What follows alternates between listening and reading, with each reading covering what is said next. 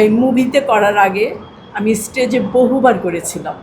আমার তখন আমাকে পরিচালক যা দেখিয়ে দিতেন, স্টেজের কথা বলছি, আমি বাসায় আসার পরে আমার আব্বা আমাকে আবার সেটা ঠিক করে দিতেন যে তুমি এভাবে না, এভাবে বলবা, তুমি এভাবে হাঁটবা, এভাবে। তুমি একজন নর্তকী, এটা মাথায় রাখতে হবে যে তুমি নাচ জানো, তুমি নর্তকী, তোমাকে ওইভাবে কিন্তু কথা বলতে হবে, ওইভাবে তোমার এক্সপ্রেশনগুলো ওভাবে দিতে হবে।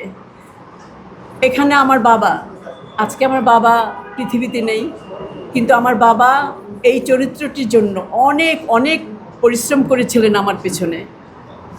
আমার বাবার ঋণ আমি শোধ করতে পারবো না। আমার মা কখনো চায়নি আমি অভিনয় করি।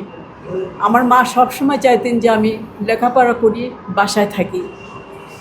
কিন্তু আমার বাবা খুব পছন্দ করতেন যে আমার অভিনয়, আমি অভিনয় করি, আমি এই লাইনে নাম করি। এটা আমার আব্বার ইচ্ছা ছিল। আমি জানি না আমি কতটুকু পেরেছি। আমি আমার জীবন দিয়ে আমি চেষ্টা করেছি আমার আব্বাকে খুশি করার জন্য, কারণ আল্লাহ আমাকে এই রাস্তায় পাঠিয়েছেন আমি কাজ করার জন্য। আমার লেখাপড়ার চেয়ে বেশি মনোযোগ থাকতো নাচের দিকে, গানের দিকে। আমি তাই করার চেষ্টা করেছি। আমি জানি না কতটুকু পেরেছি, সেটা আপনারা জানেন। আমি চেষ্টা করেছি মাত্র বাস এইটুকু। আমার বাবা চেয়েছিলেন আমি একজন ভালো অভিনেত্রী হই, এটা চেয়েছিলেন। আমার বাবার রিয়াকশান, আমার বাবার ঠিক বলেছেন আপনি। আমার বাবা যখন বলতেন যে এই ডায়লগটা এইভাবে বলবা, এইভাবে না, এইভাবে বলবা, যদি বলতে পারতাম তাহলে আমার বাবার রিয়াকশান দেখতাম যে অনেক খুশি, অনেক খুশি হতেন যে এবার ঠিক হয়েছে। আমি চেষ্টা করতাম আমার আব্বাকে ফলো করে আমার আব্বা কীভাবে বলেন সেটা শোনার জন্য। আমি যথেষ্ট চেষ্টা করেছি। এখন আমি জানি না আমার আব্বা খুশি হয়েছেন কি না, কিন্তু আমি মুখে ওনার এক্সপ্রেশন দেখতাম যে ওনার মুখে হাসি থাকতো, তার মানে আমি সাকসেসফুল।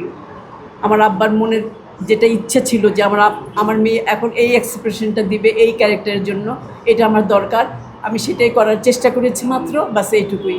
এখন আমি জানি না, বাকিটা আল্লাহ জানেন। যখন আমি অভিনয় লাইনে আসি তখন আমি এগুলি শুনিনি।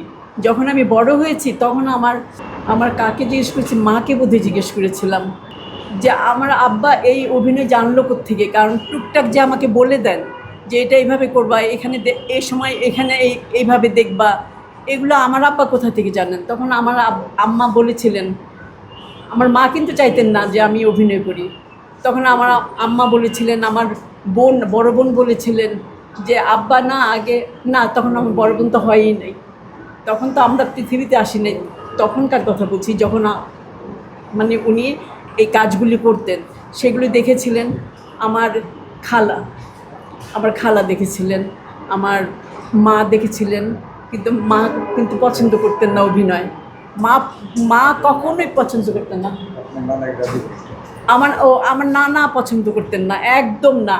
তা একদিন আমার নানাকে আমার আম্মা বলেছিলেন যে আপনি কী যেন একটা হয়েছিল এখানে, যে মানে পছন্দ কেন করেন জিজ্ঞেস করলো, বললো কি না না এগুলি ভালো না, এগুলি করলে আল্লাহ নারাজ হবে, আল্লাহকে ডাকতে বলো, নামাজ শিখাও, এগুলি শিখাও। তখন আমি বলেছিলাম